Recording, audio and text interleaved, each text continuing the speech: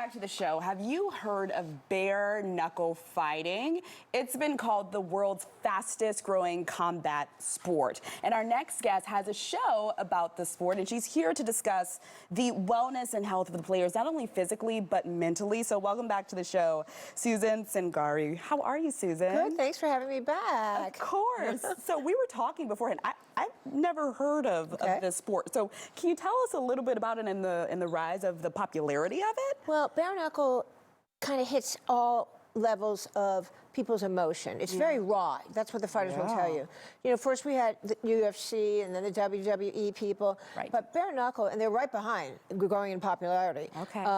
Bare knuckle is just fighting without gloves. Okay. And it's strictly fighting without gloves. So most of the people can't say, if you're a guy, maybe sometimes if you're a girl, most of the time people will say, well, you know, I've had a street fight, which means that they had a fight with a bully. So it really is a part of sort of like the youthful culture when you're growing up. A lot of people had fights as they're a kid. Okay, and it's really intense, right? But you said there's such a sense of community and family, even among the fighters who are going at it, right? It's so different than what I expected when I first started covering it. Yeah, there is a very, very, very, very close community of, they're my family. Yeah. You know, they'll call me, I'll call them.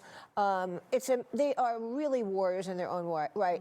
Some of them, they fight through, you know, injuries, and they fight through mental problems, because, you know, the sport is mental conditioning and physical conditioning. Okay, well, let's dive a little bit deeper into that mental conditioning.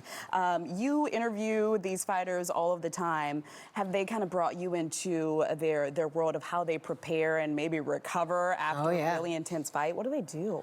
Well, normally what they do is they start probably almost 6 weeks ahead to start prepping. Yeah. Some of them will go leave their family and go to training camps and will just completely focus on the training, the regimen set in that camp, getting ready for it. Yeah. And then that's difficult. They're leaving their friends, family behind. Yeah. But mentally, all they want to do is concentrate on the sport. Yeah. So they leave everything behind to focus on the mental aspects of the sport. Okay.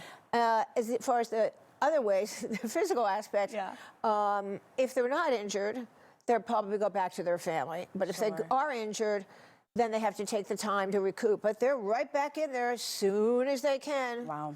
And many fighters have fought through injuries, like because bare knuckle is very strategic. Oh, so if you take your hand, you have to think about it. If you take your hand and I hit in your face, I might break my hand. Then I'm out of the fight. Well, that's true. Okay. It's very different.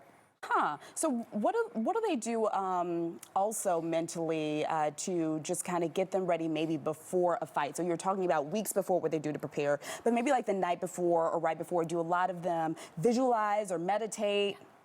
The community is very much into things that will calm your mind beforehand. Sure. Focus, focus, focus. Yeah. Some of them do meditate. Yeah. Some of them do visualization techniques, which these are kind of common mainstream things, but we see half the community in bare knuckle fighting, they're all doing it. Okay. Some of them do it different ways. Some of them will continue to listen to music and really just kind of zone out. Yeah. But they do use a lot of techniques of visualization and some other techniques, meditation, that most of us could incorporate into being a better person. I was going to ask you, because you said they have a lot of bare knuckle fighters here in the state of Florida, but for those at home who have no desire of getting into this kind of competitive sport, can we incorporate some of the things that these fighters do to prepare in our everyday life? Absolutely. Yeah. You know, a couple of years ago, I fractured my back, and I was out forever. Yeah. What seemed like forever. Yeah. And I thought I was going to end up in a wheelchair. Yeah. And it was scary. Yeah. So my family of mixed martial arts fighters and BKFC fighters were calling me and kind of cheering me on. Yeah. So the way you could incorporate their techniques into your techniques is to really just kind of keep in mind that the mind and the body are one. They are. So you've got to focus on training your mind and focus on training your body, and you'll be complete. Well, thank you for joining us, giving us this insight. Very fascinating. So if you'd like to learn more about Susan or about bare knuckle fighting, there's a fight in Lakeland that is just around the corner. You can visit her website, which is listed on your screen, which is susancingari.com.